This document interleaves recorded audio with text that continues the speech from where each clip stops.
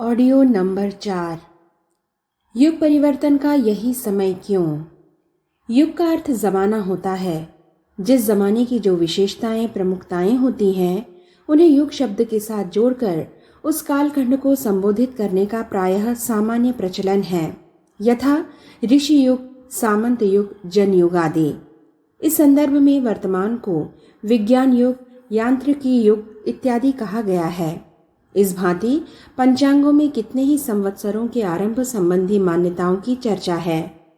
एक मत के अनुसार युग करोड़ों वर्षों का होता है। इस आधार पर मानवीय सभ्यता की शुरुआत के खरबों वर्ष बीत चुके हैं और वर्तमान कलयुग की समाप्ति में अभी लाखों वर्ष की देरी है। पर उपलब्ध रिकॉर्डों के आधार पर नृत्य तत्ववेत्ताओं और इतिहासकारों का कहना है कि मानवीय विकास अधिकतम 19 लाख वर्ष पुराना है। इसकी पुष्टि भी आधुनिक तकनीकों द्वारा की जा सकती है। काल गणना करते समय व्यतिरेक वस्तुतः प्रस्तुतिकरण की गलती के कारण है। श्रीमद् भगवत, महाभारत, लिंग पुराण और मनुस्मृति आदि ग्रंथों में जो युग गणना बताई गई है उसमें सूर्य परिभ्रमण काल को 4 बड़े खंडों में विभक्त कर 4 देव युगों की कल्पना की गई है। एक देव युग को 4,32,000 वर्ष का माना गया है। इस आधार पर धर्म ग्रंथों में वर्णित कलिकाल की समाप्ति की संगति प्रस्तुत समय से ठीक ठाक बैठ जाती है। यह संभव है कि विरोधाभास की स्थिति में लोग इस काल गणना पर सहज विश्वास न कर सकें। अस्तु यहाँ युग का तात्पर्य विशिष्टता युक्त समय से माना गया है। युग निर्माण योजना आंदोलन अपने अंदर यही भाव छिपाए हुए है। समय बदलने जा रहा है, इसमें इसकी स्पष्ट झांकी है। कलयुग की समाप्ति और सतयुग की शुरुआत के संबंध में आम धारणा है कि सन 1989 से 2000 तक के 12 वर्ष संधि काल के रूप में होना चाहिए। इसमें मानवीय पुरुषार्थ युक्त विकास और प्रकृति प्रेरणा से संपन्न होने वाली विनाश की दोनों प्रक्रियाएं अपने अपने ढंग से हर क्षेत्र में संपन्न होनी चाहिए। 12 वर्ष का समय व्यवहारिक युग भी कहलाता है। युग संधि काल को यदि इतना मानकर चला जाए तो इसमें कोई अत्युक्ति जैसी बात नहीं होगी। हर 12 वर्ष के अंतराल में एक नया परिवर्तन आता है, चाहे वह मनुष्य हो, वृक्ष, वनस्पति अथवा विश्व ब्रह्मांड, सभी में यह परिवर्तन परिलक्षित होता है। मनुष्य शरीर की प्रायः सभी कोशिकाएं हर 12 वर्ष में स्वयं को बदल लेती हैं। चूंकि यह प्रक्रिया पूर्णतः आंतरिक होती है, अतः स्थूल दृष्टि को इसकी प्रतीति नहीं हो पाती, किंतु है यह विज्ञान सम्मत। कालगणना में 12 के अंक का विशेष महत्व है। समस्त आकाश सहित सौरमंडल को 12 राशियों, 12 खंडों में विभक्त किया गया है। पंचांग और ज्योतिष का ग्रह गणित इसी पर आधारित है। इसी का अध्ययन कर ज्योतिर्विद यह पता लगाते हैं कि आगामी समय के स्वभाव और क्रियाकलाप कैसे होने वाले हैं। पांडवों के 12 वर्ष के वनवास के बाद सर्वविदित है। तपश्चर्या और प्रायश्चित परिमार्जन के बहुमूल्य प्रयोग भी 12 वर्ष की अवधि की महत्ता और विशिष्टता को ही दर्शाते हैं। इस आधार पर यदि वर्तमान 12 वर्षों को उथल पुथल भरा संधि काल माना गया है तो इसमें विसंगति जैसी कोई बात नहीं है। अंतरिक्ष विज्ञानियों के मतानुसार सौर कलंकों के रूप में बनने, बिगड़ने, घटने, मिटने वाले धब्बों की मध्यवर्ती अवधि 12 वर्षों की होती है। वे कहते हैं कि 12वें वर्ष सूर्य में भयंकर विस्फोट होता है, जिसके कारण विद्युत चुंबकीय तूफान में तीव्रता आ जाती है। इसका प्रभाव पृथ्वी के प्रत्येक जड़ चेतन में अपने अपने ढंग से दृष्टिगत होता है। नदियों, समुद्रों में उफान आने लगते हैं। वृक्ष, वनस्पतियों की आंतरिक संरचना बदल जाती है। जन समुदाय की मनस्थिति में व्यापक असंतोष दिखाई पड़ने लगता है। खगोल विज्ञानियों का कहना है कि पिछले 250 वर्षों में इतने तीव्रतम सौर कलंक कभी नहीं देखे गए जितने कि सन 1989-90 की अवधि में देखे गए।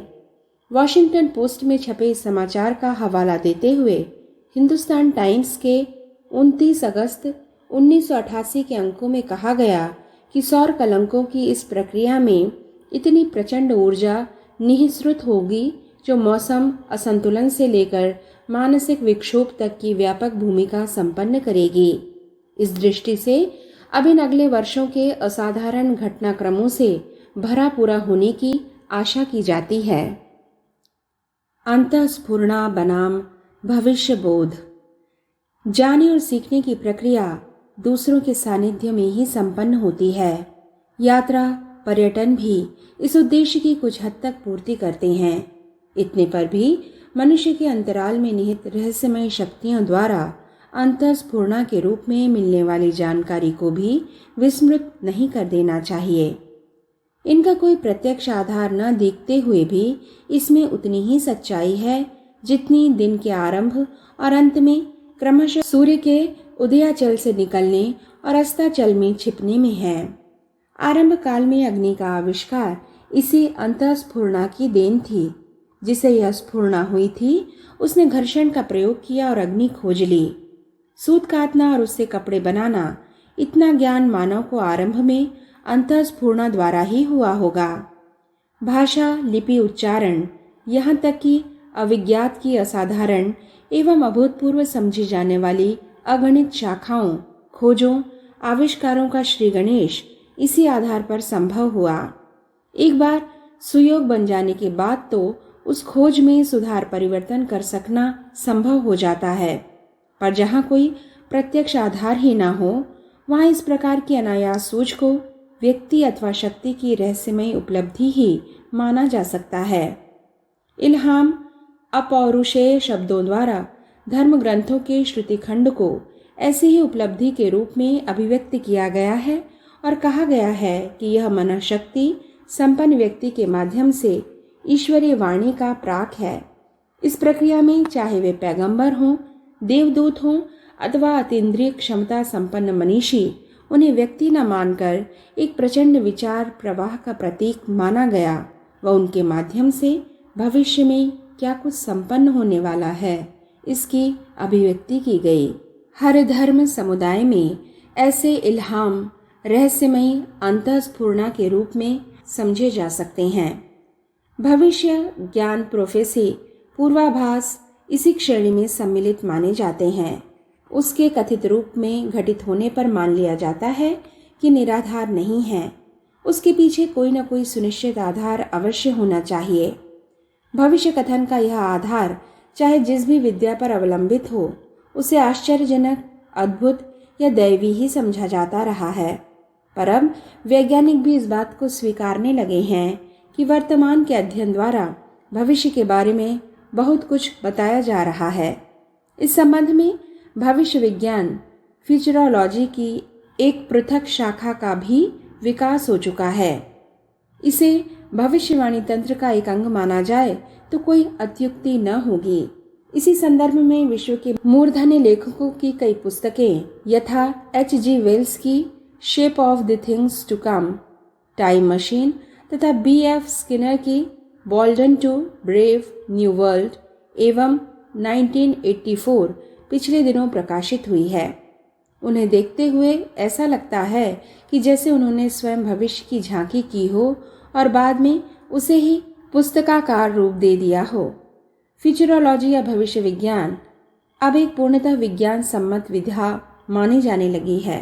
पूर्व में कभी वायरलेस, माइक्रोचिप्स, रोबोट, कंप्यूटर, अंतरिक्ष में तैराकी व अन्य ग्रहों पर यान भेजे जाने की संभावनाओं को काल्पनिक ही माना गया था, पर क्रमशः समय गुजरने के साथ ही यह सब होता चला गया।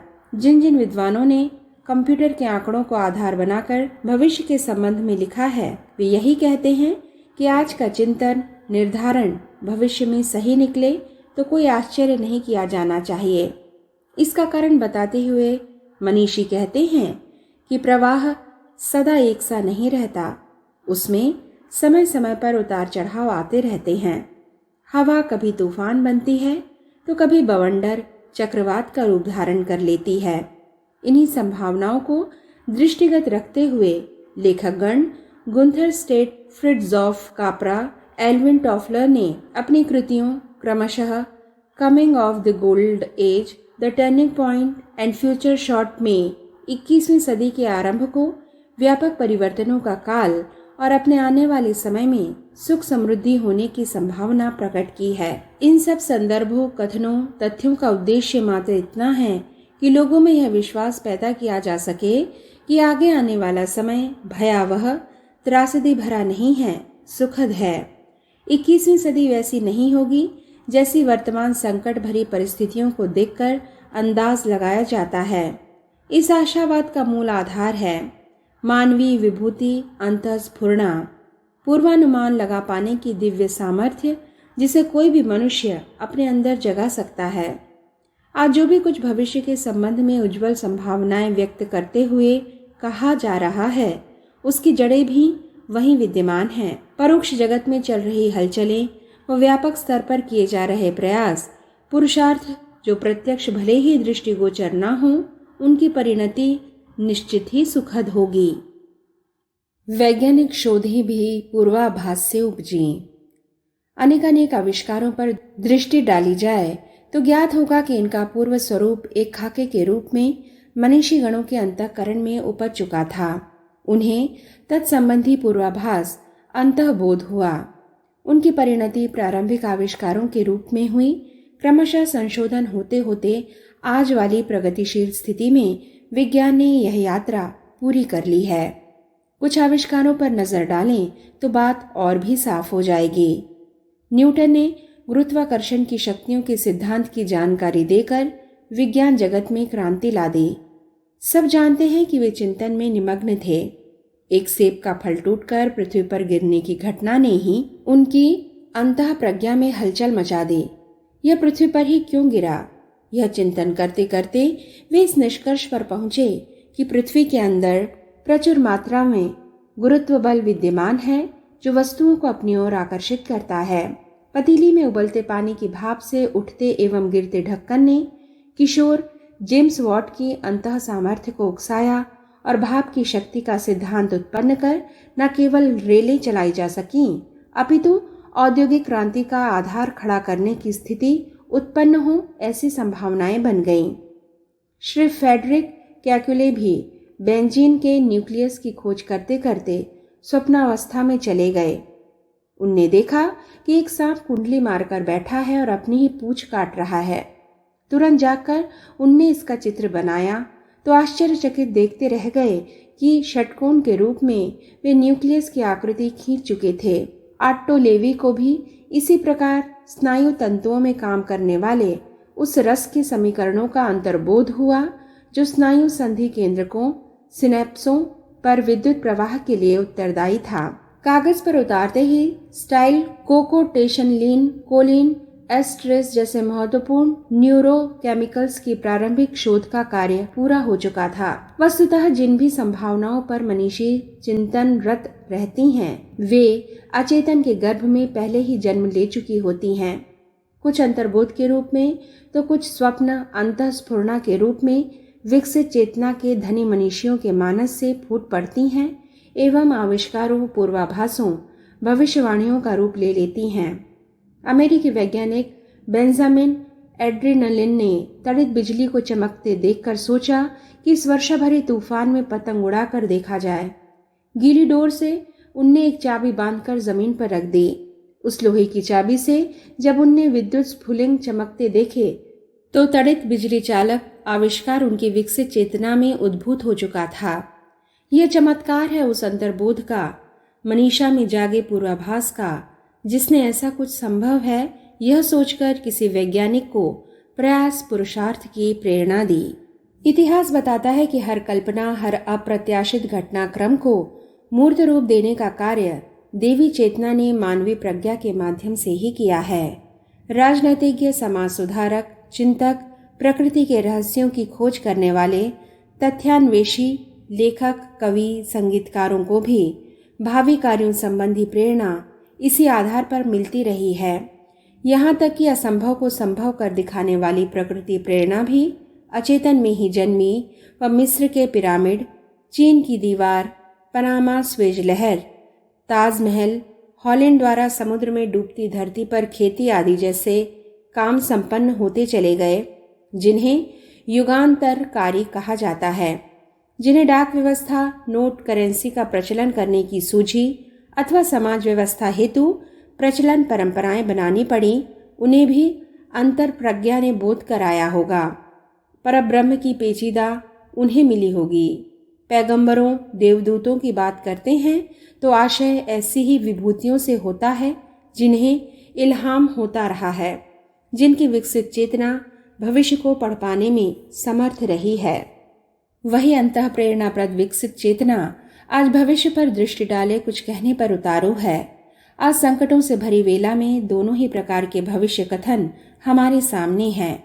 एक वे जिनमें आगामी वर्ष व 21वीं सदी के पूर्वार्ध को खतरों संकटों से घिरा बताया गया है। दूसरी वे जिनमें भविष्य के संबंध में उज्जवल संभावनाएं प्रकट की गई हैं। इन्हीं का कहना है कि यदि मानवीय प्रयास क्रम उलट दिए जाए, दिशा बदल दी जाए, गलती सुधार ली जाए तो संभावित विपत्तियों के घटाटोप छटती सकते हैं। घटा कितनी ही काली एवं डरावनी क्यों न हो, तेज आंधी उसे कहीं से कहीं पहुंचा देती है, उसकी भयावहता को निरस्त कर देती है। यही बात मानवीय पुरुषार्थ के बारे में भी लागू होती है। वह चाहे तो हर भवितव्यता को बदल सकता है। प्रस्तुत बेला जिससे विश्व मानवता गुजर रही है, परिवर्तन की है। युग परिवर्तन पूर्व में भी होता रहा है, जिसे सामूहिक विकसित चेतना नाम दिया जा सकता है। यह बिगड़ी स्थिति को देखते हुए सुनियोजित विधि व्यवस्था बनाने, प्राणवान प्रतिभाओं को निभाने का सरंजाम पूरा करती है। अवतार इसी प्रवाह का नाम है। इन दिनों उसी महाकाल की प्रबल युग परिवर्तन के निमित्त नई परिस्थितियां विनिर्मित करती देखी जा सकती हैं। आवश्यकता इसी बात की है कि समय को पहचान कर अपने प्रयास भी इसी निमित्त झोंक दिए जाएं। श्रेय को पाने व अवतार प्रक्रिया का सहयोगी बनने का ठीक यही समय है।